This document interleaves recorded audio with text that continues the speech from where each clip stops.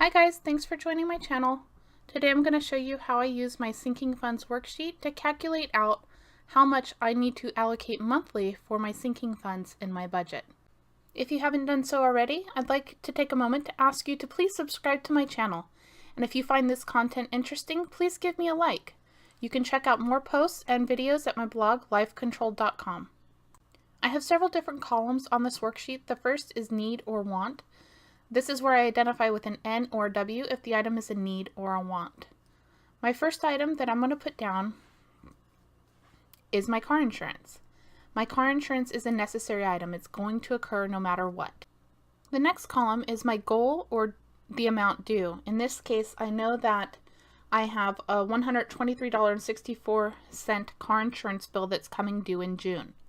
Since it's April, I have 2 months, May and then June, to save for this. So in parentheses, I like to put the number of months I have to save so that I can use that in further calculations.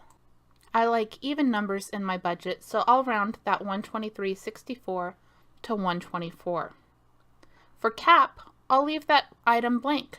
I don't have a cap for this fund. I'm saving for a specific amount. I'm saving until I reach $124. So I'm just going to put a dash here. Now I'll calculate the amount due per month by doing 124 divided by 2. So I know that I need to save $62 for this fund for the next 2 months. That will ensure that I can pay 124 when the bill comes due.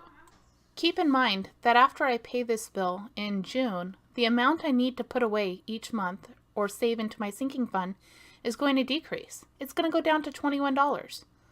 But in this case, since the bill's due in 2 months and I haven't saved for it, I do need to go ahead and allocate funds. The next item on my list is propane. Again, that's a need. All of my other utilities are covered by my landlord, but I do have to pay propane. I just paid a $280 bill, and I know that's going to last me about 8 months. So I'm going to put 7 because I just paid the bill. So I have 7 months to save. I'll put $280 for the cap. Again, I don't put anything in amount because I don't have a specific amount due. So $280 divided by 7 is $40 per month that I need to pay or save into my sinking fund so that I can be sure to have enough to pay for propane when that becomes due again. Items that are want, I'm going to write in blue. Here I'll put a W for need versus want. The first item is clothing. I don't buy a lot of clothes, and I don't have a specific goal or due date that this is coming up, and I don't have a specific amount I need to save for. I do want to cap this fund at $250, and I'll decide on an arbitrary amount per month to save. In my case, I'll do $25 because I don't think I'm going to need to buy very many clothes, and I don't buy clothes very often. So I'll go ahead and write that in.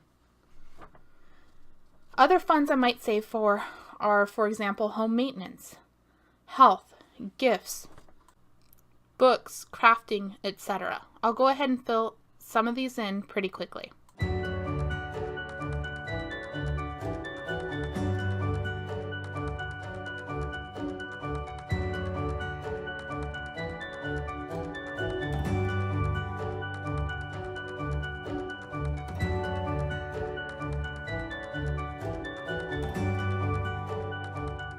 I want to take a moment to walk you through a few of the next calculations. I am debt-free, and it did take me a lot of work to get there. So vacationing is important to me, and I don't have a specific goal or amount, and I don't have a cap, but I do budget $250 a month for this category. And that will continue to accumulate whether I go on a weekend trip and spend $250 or I save for a $10,000 European vacation. Next up is renter's insurance. I just paid this in April and it's due annually, so I'll put 11 for the number of months. It's $250, and so I'll calculate that out. $250 divided by 11 is about $23. For Christmas, I'd really like to save $1,000. Since Christmas is due in December, we have 8 months to save. There's no specific amount, but I'd like to save $1,000, so I'm going to cap that at $1,000. And in order to reach that goal, I'll need to put away $125. I do have a domain buying habit, and so I do keep a detailed spreadsheet of what domains I have, whether or not they're making money, what I'm doing with them, are they active, that kind of thing. I know for the next 8 months in domains and hosting charges, it's going to be about $629, and that's going to come out to about $79.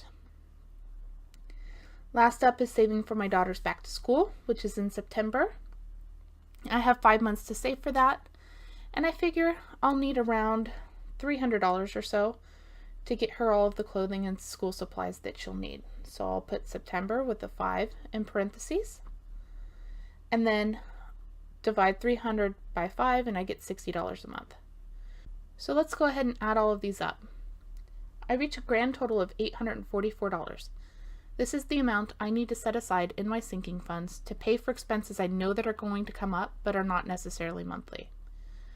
Adding up just the needs, which are the items in pink, I get a total of $150. This, if I lost my job or something major were to happen, is the amount I must pay. So the difference for the wants is $694. I want to take a moment to thank you guys so much for watching this video. If you liked the content, please be sure to like the video and subscribe if you'd like to see more. I do have this worksheet as well as definitions, how to do the calculations, as well as possible sinking funds categories available on my blog at www.lifecontrolled.com, and I will go ahead and link to that down below. Thanks again.